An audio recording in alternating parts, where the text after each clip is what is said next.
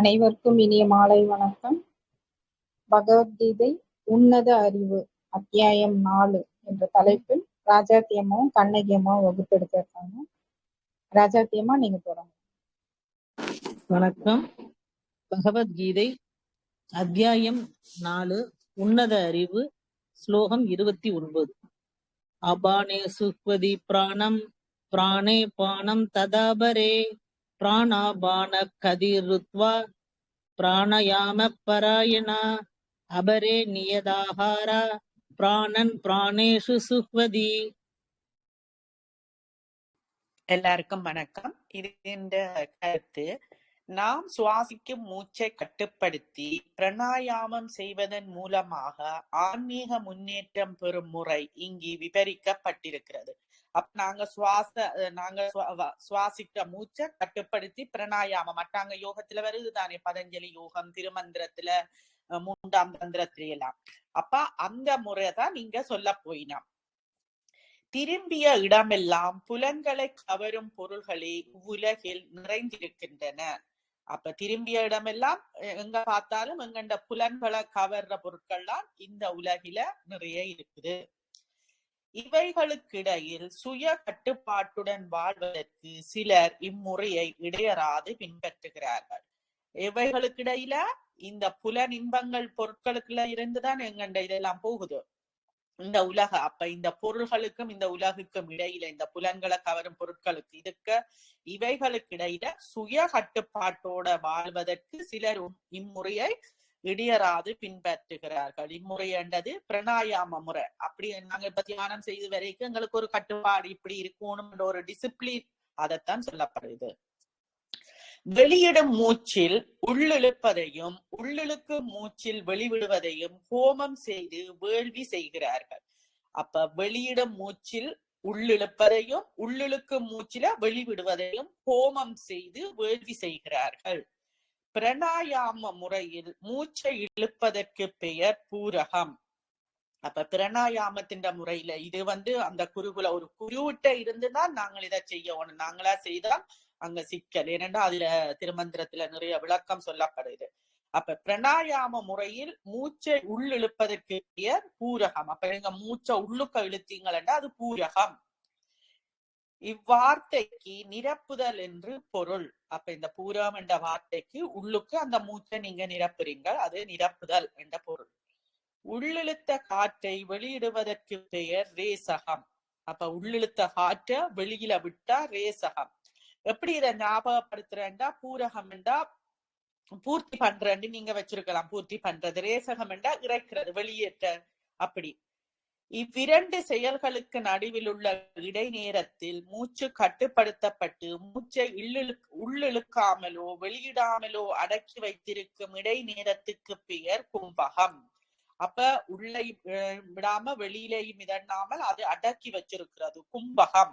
இப்ப கும்பத்துல தண்ணீருக்கும் நிறைஞ்சு அதே மாதிரி அந்த காற்று அப்படியே நிறைச்சு வச்சிருக்கிறது. எனவே பிராணாயாம முறை பூரகம், கும்பகம், ரேசகம். கும்பகம் என்ற முறையில் மாறி மாறி வரும். அப்ப இந்த தொடர்ச்சியில மாறி மாறி வருகிறது. இதை குறிப்பிட்ட விகிதத்தை ஒட்டி பயிற்சி செய்து வந்தால் பிராணாயாமம் ஆகிறது.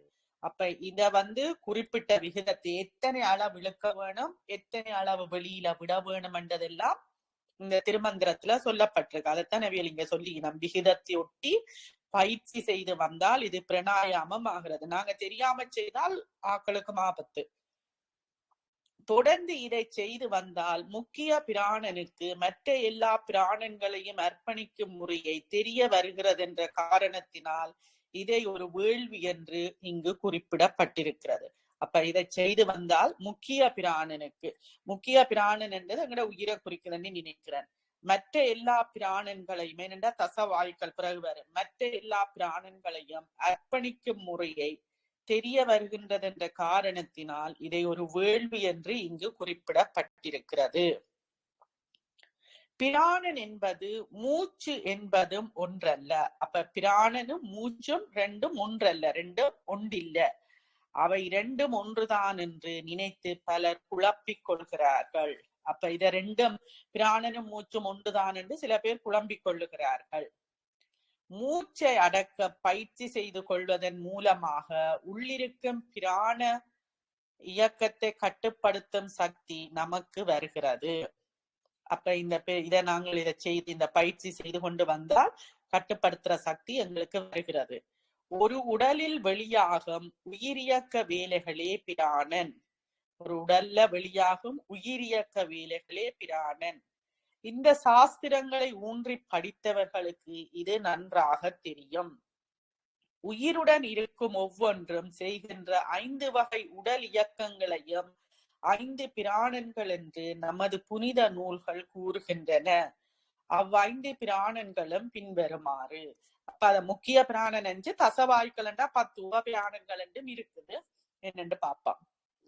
முதலாவது எதையும் அறிந்து கொள்ளும் திறன். முதலாவது பிராணன் வாயுவைத்தான் சொல்லி நம் பிராணன் என்று.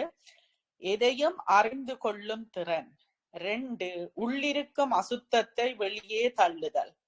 அப்ப முதலாவது பிராணன் என்று எடுக்கலாம். எதையும் அறிந்து கொள்ளும் திறன். உள்ளிருக்கும் அசுத்தங்களை வெளியே தள்ளுதல் அபானன். அபான வாயு தான் அசுத்தத்தை.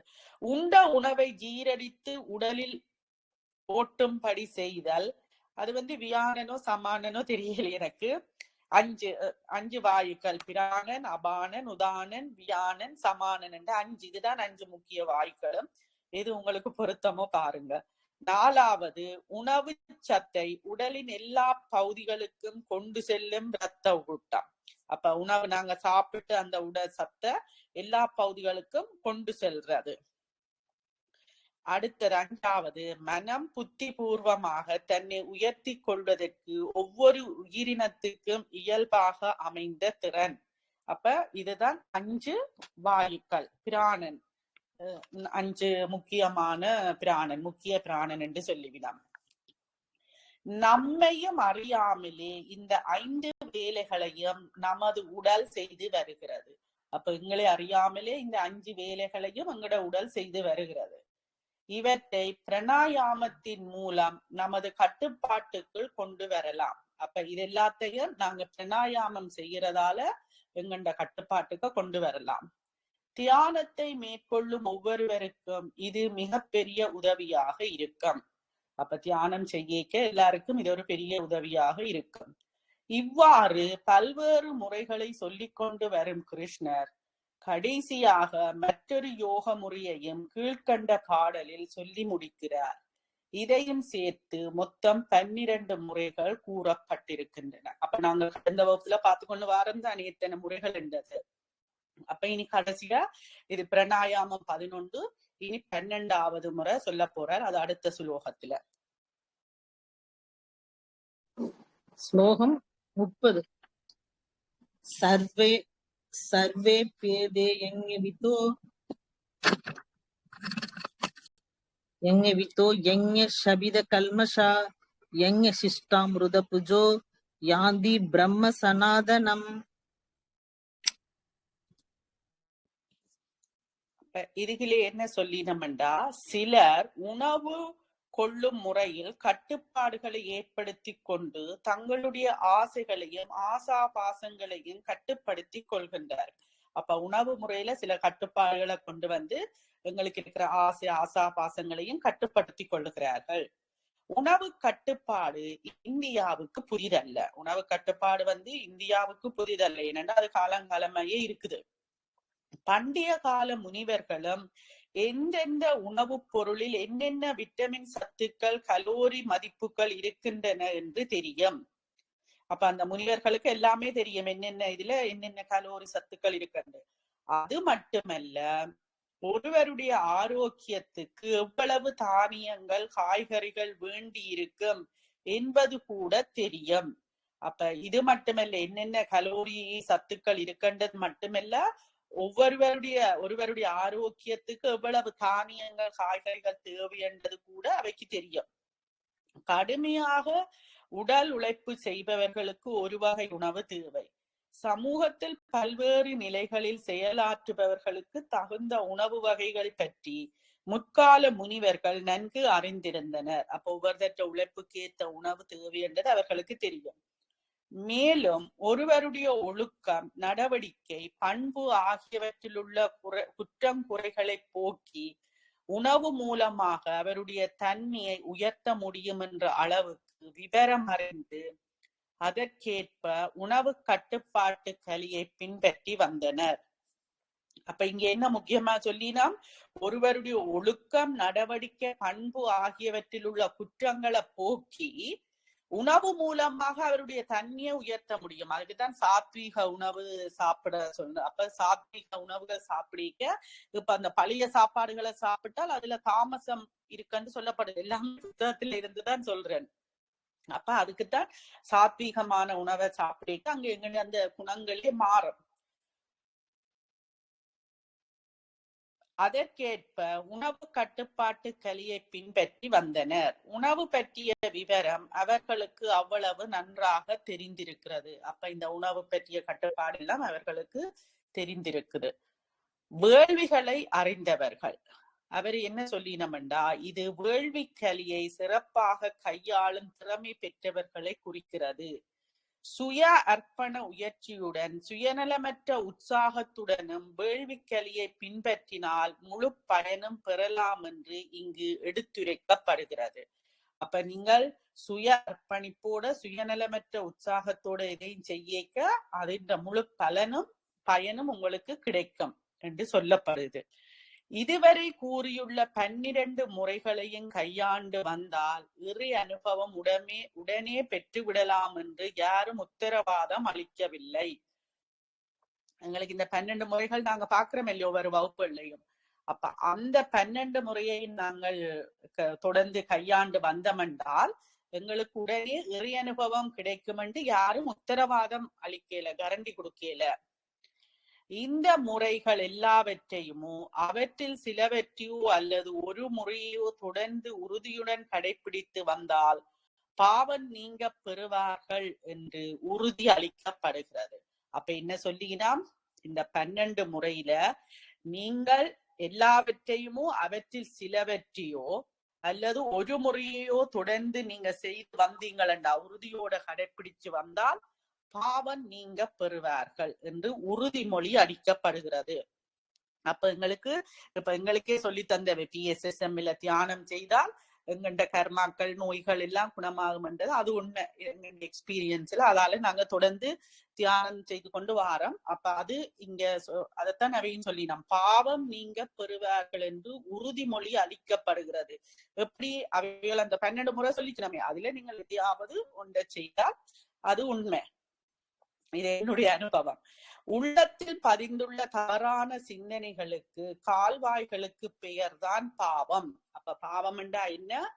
உள்ளத்தில பதிந்துள்ள தவறான சிந்தனை கால்வாய்களுக்கு பெயர்தான் பாவம். அப்ப எங்கண்ட மனசை நாங்க சுத்தமா வச்சிருக்கணும், பாசிட்டிவ் இதுகளோட வச்சிருக்கணும். அது திருக்குறள்லயே சொல்லப்படுகிறது. இது முன்னர் விளக்கப்பட்டிருக்கு. இதை பற்றி முதலும் சொல்லி இருக்கிறோம். அது மனிதனை முன்னேற விடாமல் பின்னோக்கி இழுத்து செல்லும் தன்மை உள்ளது. அப்ப அது மனிதனை முன்னேற விடாமல் பின்னோக்கி இழுக்கு செல்லும். அந்த அழுக்காறு அவாபுகளி இன்னா சொல் நான்கும் இழுக்கா விழுந்தது இது அறமண்டி இருக்குது. அப்ப இதுகள் எல்லாம் எங்கள்ட இருக்கக்கூடாது. அது எங்களுக்கு இருந்ததுன்னா எங்களை பின்னோக்கித்தான் கொண்டு போகும். மயக்கத்தில் மூழ்கிய ஒருவனுடைய அகந்தை உண்மை நிலையை அறிந்து கொள்ளாமல் உடலுடனும் புலன்களுடனும் தன்னை ஒன்றுபடுத்திக் கொள்வதால் இத்தகைய பாவங்கள் அவனை வந்தடைகின்றன. எப்படி இந்த பாவம் வருகிறதென்றாலாம், மயக்கத்தில் மூழ்கிய ஒருவனுடைய அகந்தை உண்மை நிலையை அறிந்து கொள்ளாமல், அவன் மயக்கத்தில அந்த சொல்லி நம் ஆணவம் கண்ண மறைக்குது, அதுதான் இங்க. அப்ப அதை அறிந்து கொள்ளாமல் உடலுடனும் புலன்களுடனும் தன்னை ஒன்றுபடுத்திக் கொள்வதால, நாங்கள் உடல்களோடையும் புலன்களோடையும் அதை ஒன்றுபடுத்திக் கொள்வதால இதெல்லாம் எங்களுக்கு இந்த பாவங்கள் வருகிறது என்று சொல்லப்படுகிறது. இப்பாவ வாசனைகளே அவனை மிருகத்தனமாக நடந்து கொள்ள செய்கிறது. அப்ப இந்த பாவ வாசனைகள்லாம் அவனை மிருகத்தனமாக சொல்லி, என்ன மிருகம் போல நிக்கிற, மிருகம் போல நடக்கிறேன் சொல்ற பேச்சு வழக்கில இருக்கல்ல அந்த சொல்லி மக்களை பேசிக்க. அப்ப அவன் அந்த வாசனைகள்லாம் இப்படி செய்ய வைக்குது.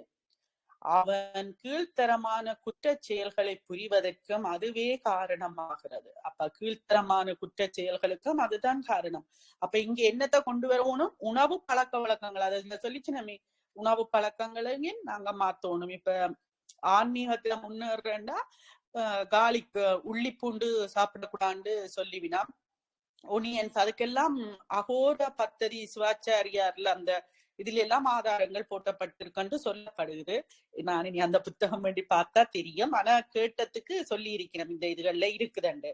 அப்ப அந்த ஸ்பை என்றதே சொல்லப்படுது அந்த காலிக்கு. அது மாதிரி எல்லா சாப்பாடுகளுக்கும் ஒவ்வொன்றுக்கும் இருக்கு. அவனே கீழ்த்தரமான குற்றச் செயல்கள் புரிவதற்கும் அதுவே காரணமாகிறது.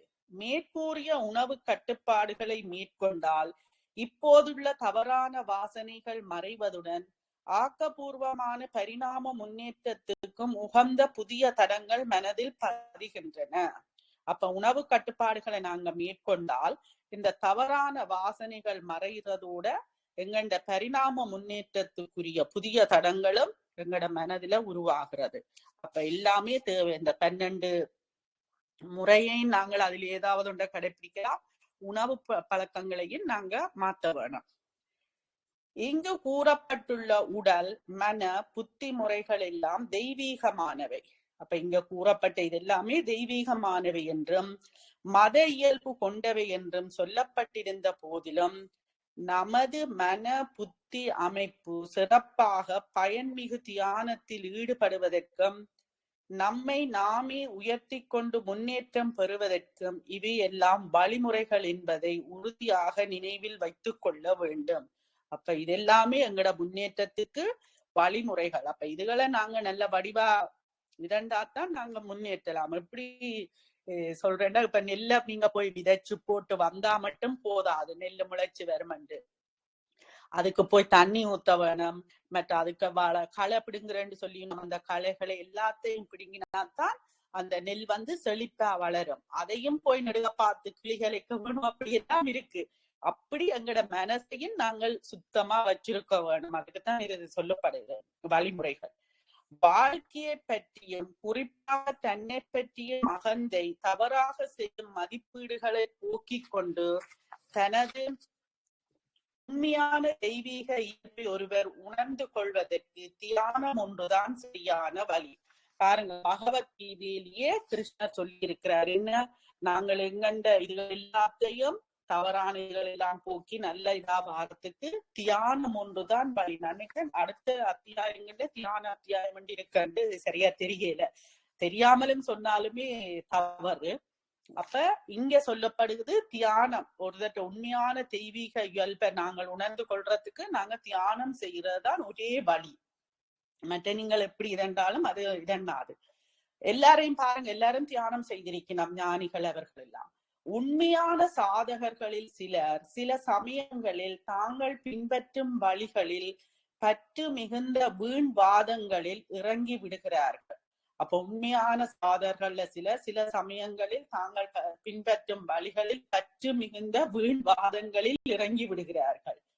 இப்போது கூறிய எல்லா வழிகளும் அவை எவ்வளவு உயர்ந்தவையாக இருந்த போதிலும் சரி, இலட்சியத்தை அடையும் பாதைகளே தவிர அவை இலட்சியமாகி விடாது என்பதை அர்ஜுனனுக்கு வலியுறுத்தி கூறுகிறார் கிருஷ்ணர்.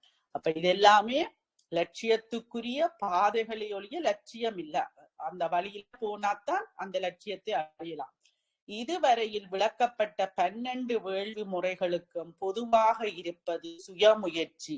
எனவே கிருஷ்ணர் பின்வருமாறு கூறுகிறார். அப்ப 12 வேள்வி முறைகளுக்கும் சொல்லி போட்டார், எங்களுக்கு சொல்லி முடிஞ்சது. இதுக்கு பொதுவாக இருக்கிறது சுயமுயற்சி. அப்ப இந்த சுயமுயற்சி என்ன உங்களுக்கு விளங்கு தானே, அதை அடுத்த பாடல்ல ஸ்லோகத்துல வருது. ஸ்லோகம் 31. நாயம் லோகோ சத் யக்ஞஸ்ய குதோன்ய குரு சத்தம.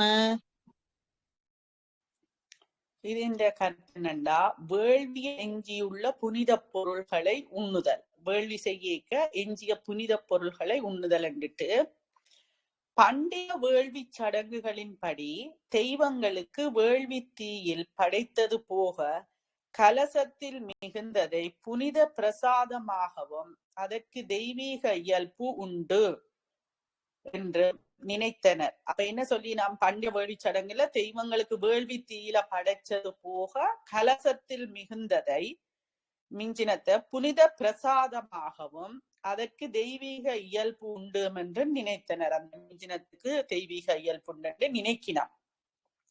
கடவுள் உணவருந்திய இலையில் அவர் விட்டு வைத்ததை பெற்றுக்கொண்டு அதை பிரசாதமாக நினைத்து வேள்வியில் எஞ்சியதை பக்தர்கள் உண்டனர். அப்ப கடவுள் உணவருந்திய இலையில அதை சாப்பிட்டு மிஞ்சினத்தை பிரசாதம் என்று நினைச்சு பக்தர்கள் உண்டனர். இதனால் தங்களுடைய உள்ளம் தூய்மை பெறுவதாக அவர்கள் கருதினர். அப்ப அந்த பிரசாதத்தை உண்டால் எங்களுக்கு உள்ளம் தூய்மையாகும். நாங்க கோயில்ல பிரசாதம் என்றால் ஒரு விபூதி சந்தனம் என்னென்றாலும் அடிபட்டு தான் கை நீட்டி வாங்குவோம், என்னன்னா அந்த கோயில் பிரசாதம் என்று சொல்லி. அப்ப அங்க உள்ளம் தூய்மை பெறுவதாக அவர்கள் கருதினர். இது அந்த பண்டைய காலம்.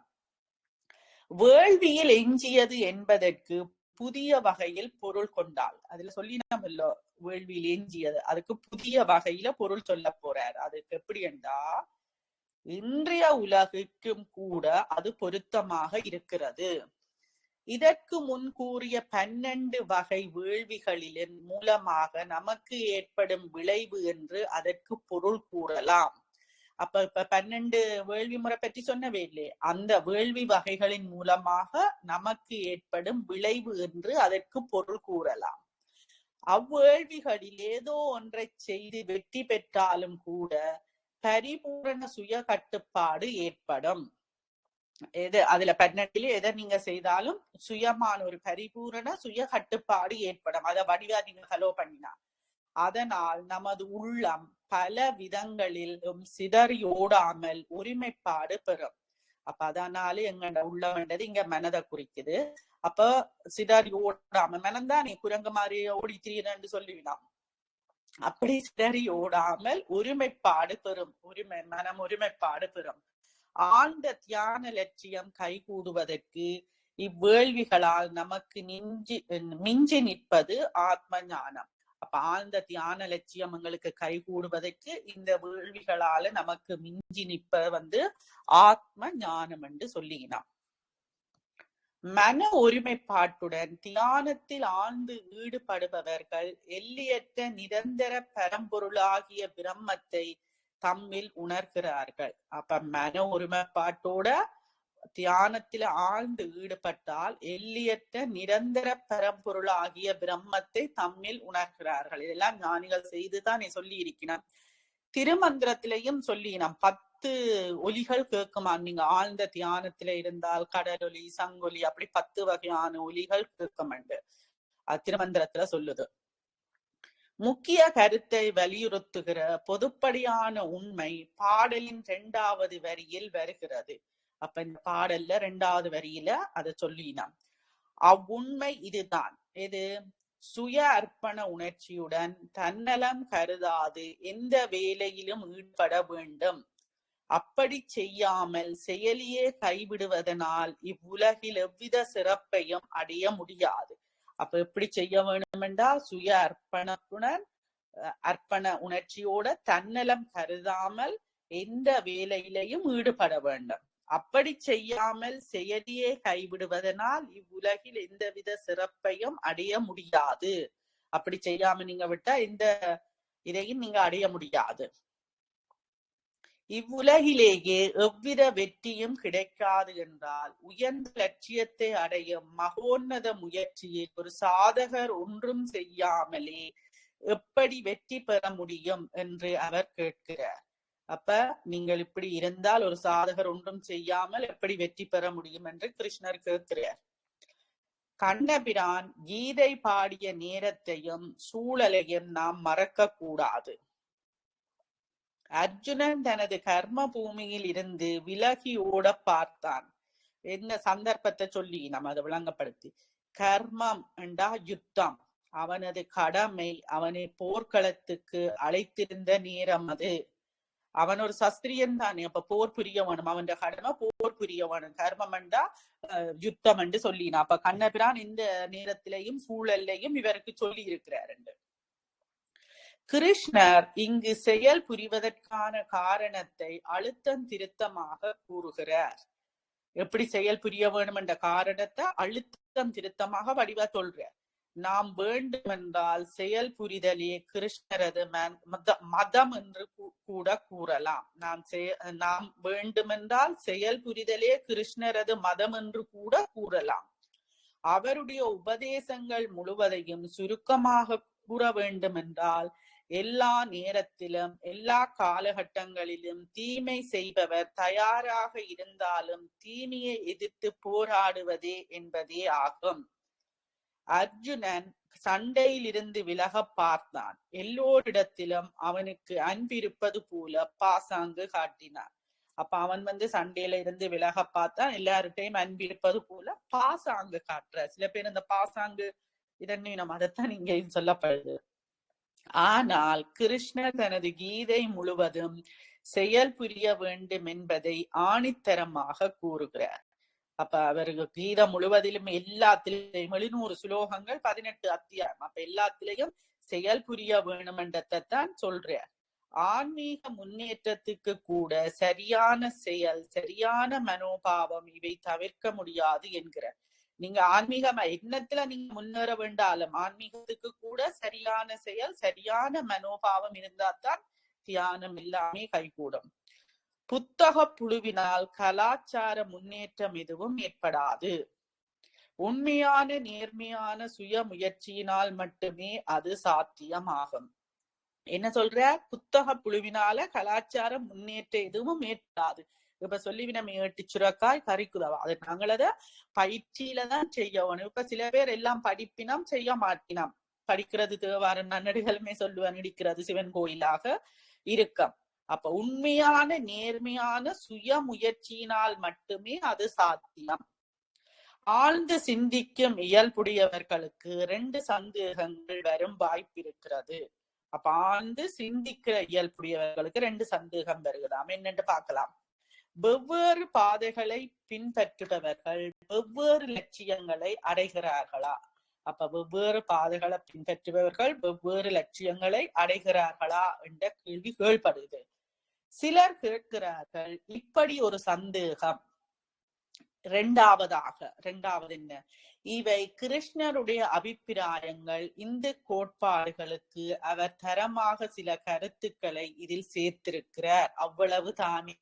அப்ப 2வது என்ன? கிருஷ்ணருடைய அபிப்பிராயங்கள், இந்து கோட்பாடுகள், அவர் தரமாக சில கருத்துக்களை இதில் சேர்த்திருக்கிறார், அவ்வளவு தானே என்று 2வது கேள்வி என்று நினைப்பவர்களும் இருக்கிறார்கள்.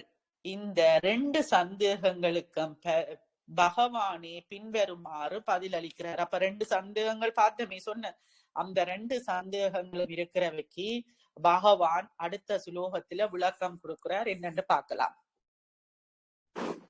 ஸ்லோகம் 32. ஏவம் பகுவிதா யஜ்ஞா விததா பிரம்மணோ முகே கர்மஜான் வித்திதான் சர்வான் ஏவம் ஞாத்வா விமோஷ்யசே.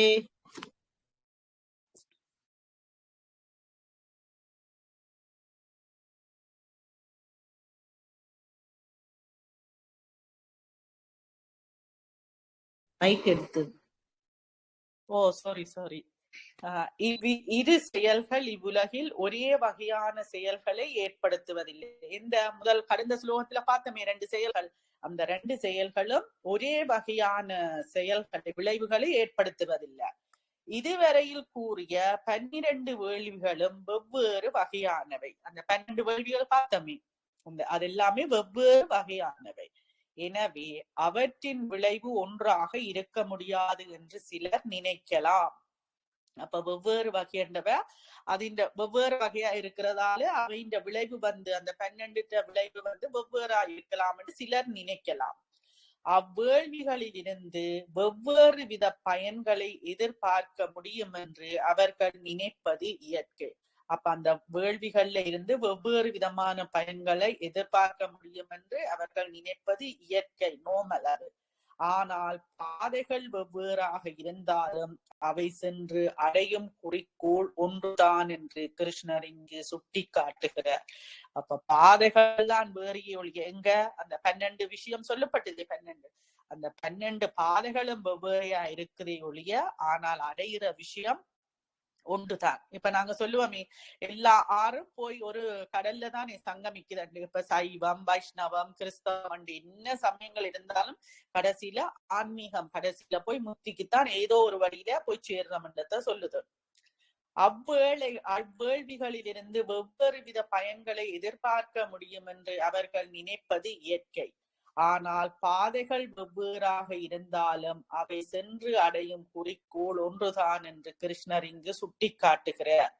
தோற்றமும் மறைதலும் இல்லாத பிரம்மனை அடைவதற்கு எவ்வித வேள்வியையும் மேற்கொள்ளலாம் என்பது அவர் கூறும் கருத்து. அப்ப தோற்றமும் மறைதலும் இல்லாத பிரம்மனை அடைவதற்கு எவ்வித வேள்வியையும் மேற்கொள்ளலாம். எல்லா சாலைகளும் கடைசியில் ரோமபுரியை அடைகின்றன என்று சொல்வார்களே, அதை போல எல்லா வேள்விகளும் ஒரே குறிக்கோளை அடைகின்றன. நான் சொன்னேன் அந்த ஆறுகள் கடலுக்கு அதுதான் ரோமபுரியை சொல்லி இருக்கணும். நான் கடலை எடுத்து சொன்னேன். நான் சொல்லல வேற புத்தகங்கள்ல இருந்தத ஞாபகப்படுத்தி சொன்னேன். இதே பாடல் இங்கு தோன்றும் ஒரு சந்தேகத்துக்கு பதில் அளிக்கிறது. அப்ப இந்த பாடல் ஒன்று இங்க சந்தேகத்துக்கு பதில் அளிக்கிறதாம். என்னண்டா இது சமஸ்கிருதத்தின் பெருமை. சமஸ்கிருதத்தில் ஒரே வார்த்தை ஒன்றுக்கு மேற்பட்ட அர்த்தங்களுடன் பல இடங்களில் வருகின்றன. அப்ப ஒரு சமஸ்கிருதத்துல இல்ல தமிழ்லயே எல்லாத்துக்கும் நிறைய சொல்லுகள் இருக்குது. அப்ப அதை நாங்கள் ஒரு சொல்ல வச்சுக்கொண்டு எல்லாத்துக்கும் அதே கருத்து எடுக்கக்கூடாது. அதைத்தான் சொல்லினோம். இப்பாடலும் கூட பலவித ஞங்கள் முன்னதை போலவே வேதங்களின் கிடங்கில் தொடுக்கப்பட்டுள்ளன என்றும் பொருள்படுகிறது. இங்கு வேதம் என்பது உண்மையினது சொல்லாக கருதப்படுகிறது. பழங்கால மக்களை பொறுத்தவரை வேதங்கள் உண்மையின் வாயிலிருந்து தோன்றியது என்பர். ஸ்ரீ சங்கரரும் இக்கருத்தை ஏற்றுக்கொள்கிறார். அப்ப வேதமண்டா உண்மை, உண்மையின் வாயிலிருந்து தோன்றிய உண்மை. வேதங்களை படைத்ததே சிவன் தானே. அப்ப இங்க சங்கரரும் இக்கருத்தை ஏற்றுக்கொள்கிறார் என்று அவரையும் எடுத்துக்காட்ட சொல்லி இருக்கிறார். ஆரிய குழந்தை அர்ஜுனன் சுத்தமான தர்க்க ரீதியான கருத்தை ஆன்மீக துறையில் அவனால் எளிதில் ஏற்க முடியாது. அப்ப அவனால இந்த சுத்தமான ஆன்மீக துறை இந்த கருத்து அவனால எளிதில் ஏற்க முடியாது. யாரால? அர்ஜுனனால. அவன் ஆரிய குழந்தை. எனவே கிருஷ்ணர் தான் கூறும் கருத்துக்கள் எவையும் புதியது கிடையாது என்றும் அதற்கு வேதங்களில் இடம் இருக்கிறது என்றும் பல இடங்களில் கீதையில் கூறியுள்ளார். நாங்கள் இதை முந்தின இதுலயும் பார்த்தனாங்க. அப்ப கிருஷ்ணரே சொல்றார் தான் கூறுற கருத்துக்கள் எல்லாம் புதியது கிடையாது, புதுசா தான் ஒன்றையும் சொல்லல, எல்லாமே வேதங்கள்ல இருக்கிறதாக எல்லா இடங்கள்லயும் சொல்றார். கீதைன்ற எல்லா இடங்கள்லயும் ஒவ்வொரு இடத்துல சொல்றார். அப்ப வேதத்துல இருக்கிறதான் அவர் சொல்றார், புதுசா சொல்லல, விவரிச்சு சொல்றார். ஆனால் இவை எல்லாம் செயலில் இருந்து தோன்றியவை என்று அறிவாயாக. இதை இப்போது நினைவூட்டுவதற்கு பல காரணங்கள் இருக்கின்றன. சரியான நேரத்தில் தான் கிருஷ்ணர் இதை நினைவூட்டுகிறார். அப்படி செய்வதற்கு காரணங்கள் பின்வருமாறு. அப்பேன் இது நினைவூட்டுறார் என்றால் அவர் சரியான நேரத்துல என்னத்துக்காக சொல்லப்படுது. முதலாவது, வேதங்களில் கூறப்பட்டுள்ள இந்த பாதைகள் எல்லாவற்றிலும் சுயமுயற்சியே முக்கியமானதாக இருக்கிறது. அப்ப வேதங்கள் கூறப்பட்டுள்ள இந்த பாதைகள் எல்லாத்திலையும் சுய முயற்சி தான் முக்கியமாக இருக்கிறது. கலாச்சார சுய முன்னேற்றம் பெற்று உயர வேண்டுமானால் அர்ஜுனனும் சரியான செயல்முறையை கடைபிடித்தே ஆக வேண்டும். அப்ப கலாச்சார சுய முன்னேற்றம் இருக்க உயர வேண்டும் என்றால் அர்ஜுனனும் இந்த செயல்முறையை கடைபிடித்துத்தான் ஆக வேண்டும். சுய முயற்சி தான் முக்கியம். இதுவரை இரண்டாவது, இதுவரை கூறப்பட்டவை எல்லாம் பாதைகளே தவிர இவற்றையே குறிக்கோளாக நினைத்துவிடக் கூடாது என்று இப்பாடல் அறிவுறுத்துகிறது. அப்ப இது எல்லாமே சொல்லிச்சு நம்ம அந்த 12 இதெல்லாம் பாதைகளே தவிர இதுதான் குறிக்கோள் என்று நினைச்சு விடக் கூடாது. ஆசையிலிருந்து செயல் பிறக்கிறது. எனவே செயல் புரியும் வரை ஒருவர் ஆசைகளில் இருந்து விடுதலை பெற முடியாது. அப்ப ஆசையில இருந்துதான் செயல் பிறக்கிறது. அப்ப செயல் புரியும் பெற ஒருவர் ஆசையில இருந்து விடுதலை பெற முடியாது. அப்ப செயலை குறைக்க வேணுமாகும். ஆசை இல்லாத நிலையே முழுமை பெற்ற நினைவு நிலையாக, நிறைவு நிலையாக. ஆசை இல்லாத முழுமை பெற்ற நிறைவே நிலை என்று சொல்ற. நிறைவு நிலை முழுமை பெற்றதுதான் நிறைவு என்று சொல்ற. ஆகையால் இங்குள்ள பொருட்செறிவு மிக்க சொற்கள் நமக்கு ஒரு எச்சரிக்கையாகவும் அமைகின்றன. முன்கூறிய வேள்விகள் செய்வதே வாழ்க்கையின் குறிக்கோள் என்று நினைத்து விட வேண்டாம் என்ற எச்சரிக்கை இதில் அடங்கி இருக்கிறது. அதுதான் திருமந்திரத்தில சொல்லப்படுது. அருமின் ஈசனோடாயினும் ஆசை அருமின் என்ற. ஆசை எல்லாத்திலையும் விடுபட வேண்டும். இதை நீ தெரிந்து கொண்டால், தெரிந்து கொள்ளுதல் என்றால் சும்மா அறிவில் பதித்து கொள்ளுதல் என்று அர்த்தமல்ல. அகத்தில் உள்ள பேருண்மை பொருளை நேரடியாக அனுபவித்து ஆன்ம உணர்வு பெறுதலையே தெரிந்து கொள்ளுதல் என்ற சொல் குறிக்கிறது. அப்ப தெரிந்து கொள்ளுதல் என்றா சும்மா மனதுல பதிச்சு வைக்கிறேன் இல்ல. அகத்துல இருக்கிற பேருண்மை பொருளை நேரடியாக அனுபவித்து ஆன்ம உணர்வு பெறுவதைத்தான் இங்க தெரிந்து கொள்ளுதல் என்ற பொருள்ல சொல்லினான். மெய்யறிவு பெறுதலை ஞான வேள்வி என்று கிருஷ்ணர் குறிப்பிட்டார். அத்துடன் மற்ற வேள்விகளையும் விவரித்த போதிலும் ஞான வேள்வியே எல்லாவற்றிலும் சிறந்ததென்று பின்வரும் பாடலில் சுட்டி காட்டுகிறார். அடுத்த பாடல்ல ஞான வேள்விதான், நிறைய வேள்விகள்ல ஞான வேள்விதான் சிறந்ததென்று சுட்டி காட்டுகிறார். எல்லா வேள்விகளும் அகத்துறையில் ஒருமைப்பாடு பெறுவதற்காக, அதாவது புருஷார்த்தத்திற்காக செய்யப்படுகின்றன. எனவே இவை ஒரு லட்சியத்தை அடைவதற்கான வழிகள். அவற்றையே லட்சியமாக நினைத்து தடுமாறக்கூடாது என்பதற்காக விளக்கம் அளிக்கிறார் கிருஷ்ணர். அடுத்த ஸ்லோகத்தில் அதுக்குரிய விளக்கம் என்னன்னு பார்க்கலாம். ஸ்லோகம் 33. ஸ்ரேயான் திரவியமயாத் யஞ்ஞாத் ஞான யஞ்ஞ பரந்தப சர்வம் கர்மாகிலம் பார்த்த ஞான பரிசமாப்யதே. இங்க என்ன சொல்றாருண்டா, அர்ஜுனனுக்கு தெரிந்திருந்த எல்லாவித ஞானங்களிலும் ஏதாவது ஒரு பொருளை அக்கினிக்கு ஆகுதியாக கொடுக்கப்படாமல் இருந்தது இல்லை. எனவே மேற்கூறிய செயல்களான சமம், தமம் இவற்றை ஞானம் என்று குறிப்பிட்டவுடன் இப்புதிய கருத்து அவனது கருத்துக்கு முரண்பாடாக தோன்றியது. இவ்விதம் புதிய கருத்துக்கு ஒத்துப்போக அவன் விரும்பவில்லை. அர்ஜுனனது மனதை புரிந்து கொண்ட கிருஷ்ணர் ஞான ஞானம் என்பதை இப்பாடலில் நமது அறியாமையை ஞானம் என்னும் நெருப்பில் ஆகுதியாக கொடுக்க வேண்டும் என்கிறார். அப்பேற்பட்ட ஞானமே மிக உயர்ந்தது, எல்லா செயல்களிலும் உத்தமமானதென்று கூறுகிறார். அப்ப ஞானம்தான் எல்லாத்திலையுமே சிறந்தது. அதை நாங்கள் நெருப்பில ஆகுதியாக்கினா இது அறியாமைய இதெண்டா ஞானம் என்னும் நெருப்பில ஆகுதியாக்க வேண்டும் என்று சொல்றார். சாதாரணமாக எல்லா வேள்விகளிலும் பொருள்களை தீயில் படைத்து திரவிய வேள்வி செய்கிறார்கள். அந்த சும்மா நோம்பலா எல்லாம் ஓமகுண்டத்துல போடி நம் வேள்வி அது.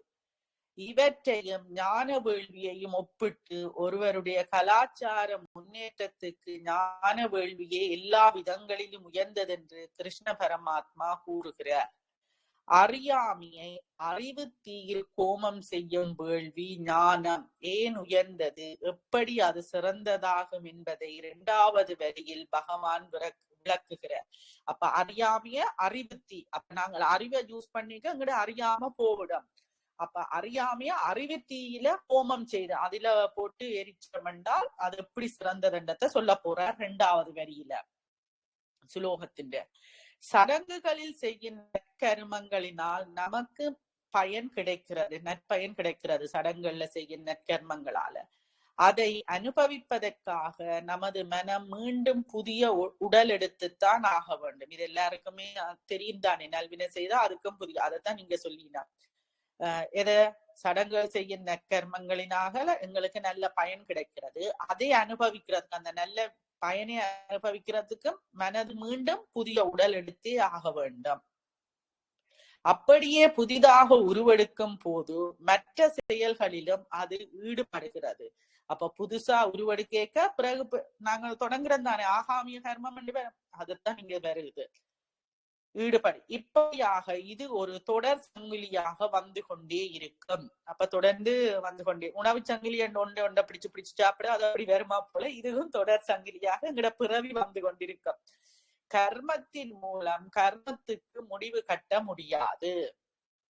ஆகையால் செயலே தன்னிறைவு பெறும் ஒரு பாதியாக ஆவதற்கில்லை. ஆனால் ஞான வேள்வியில் அப்படி நிகழ்வது கிடையாது. ஆன்ம ஞானம் என்ற அக்கினியில் மயக்கமடைந்த மமதை அகந்தை மமதி என்ற இரு சொற்களும் ஒரே பொருளில் பயன்படுத்தப்பட்டிருக்கின்றன. அப்ப இது இந்த வேள்வி நாங்கள் அந்த வெளியில வச்சு ஹோமம் செய்து தண்ணிக்கு அந்த நல்வின பயனை அனுபவிக்கிறதுக்காக நாங்க திருப்பி பிறகு எடுப்போம். ஆனா ஞான வேள்வியில் அப்படி கிடையாது. அதுல நாங்கள் எங்கட அறியாமையை இதண்டு ஞானத்தை கொண்டு வரோம். தன்னை தானே அர்ப்பணித்து கொண்டு அழிந்து விடுகிறது. இதில ஞான வேள்வியில் அப்படி நிகழ்வது கிடையாது. ஆன்ம ஞானம் என்ற அக்கினியில் மயக்கமடைந்த மமதை தன்னை தானே அர்ப்பணித்து கொண்டு அழிந்து விடுகிறது. எது அழிந்து விடுகிறது? மமதை அழிஞ்சு போகுது ஞான வேள்வியில. இப்படியாக ஞானம் எல்லா கர்மங்களுக்கும் முற்றுப்புள்ளி வைத்து விடுகிறது. இப்படி எல்லாத்துக்குமே முற்றுப்புள்ளி வைக்கிறது. அறியாமையில் இருந்து ஆசைகளும் ஆசைகளில் இருந்து செயல்களும் தோன்றுகின்றன. அறியாமையில தான் எங்களுக்கு ஆசை வருகிறது, பிறகு ஆசையில இருந்து அது செயல்களும் வருகிறது. இதற்கு அடிப்படை காரணமாக உள்ள அறியாமையை முற்றிலும் அழிந்து மெய்யறிவு உதித்தவுடன் எல்லா செயல்களும் நிறைவு பெற்று விடுவதில் வியப்பொன்றும் இல்லை. அப்ப இதற்கு அடிப்படை காரணம் என்ன?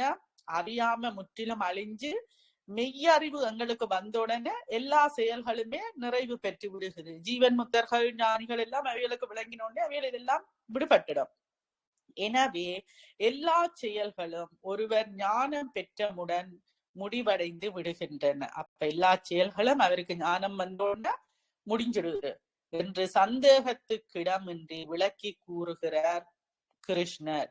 இப்படி எல்லா செயல்களையும் ஒரே அடியாக எரித்து சாம்பலாக்கிவிடும் ஞானத்தை எப்படி பெறுவது? அப்ப இப்படி எல்லா செயல்களையும் ஒரே அடியாக எரித்து சாம்பலாக்குற ஞானத்தை எப்படி பெற வேண்டும் என்றத அடுத்த சுலோகத்துல சொல்றார்.